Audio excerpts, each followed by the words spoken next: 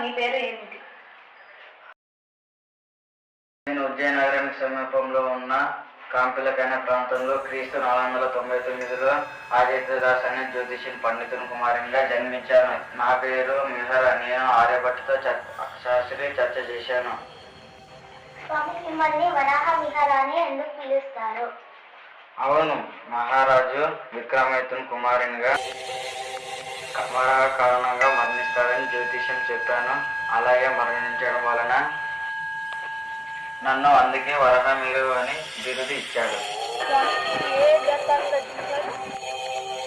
పంచసిద్ధాంతిక జాతకం సంస్థగిత ఏకగంధ్రాలు రాశాను.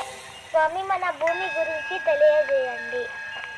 పంచసిద్ధాంతిక గ్రంథాల మందు గ్రంథాల మధ్య లోహం ఉన్నట్లు ఎలాంటి భూమి ఏనం లేకుండా నిలిచి ఉన్నది. ఆచార్య, మనుషులందరూ ఒకటే కదా, మరి వివిధ బుద్ధులు ఎందుకు? నేను రాసిన బృహజ్జాతకంలో గ్రంథంలో మామూలు జాతకాలు సంబంధించి ఇక్కడ ఏ విధంగా ఈ తెలియజేసేవాళ్ళతో ఖగోళ విషయాలను వర్ణించారు. నేను చేదక యంత్రాన్ని అనేది వర్ణించాను. మేఘాలు, భూకంపాలు, పిడుగులు ఎలా సంభవిస్తాయి? గ్రంథంలో ఇంద్రధనస్సు గ్రహ సంచారం ఏర్పడతాయి వివరించాను. స్వామి, నగార్కాలాధ్యాయం గురించి తెలియజేయండి. ఎలాంటి స్థలంలో నీరు ఏ స్థల లోతులో దొరుకుతుందో తెలియజేశాను.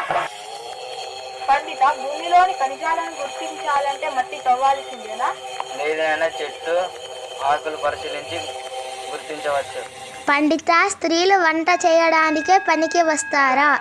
రత్నాన్ని విభూషి ఎంతని వేశా. చంద్రగ్రహణాలు నీడల వల్ల మాత్రమే ఏర్పడుతున్నాయి.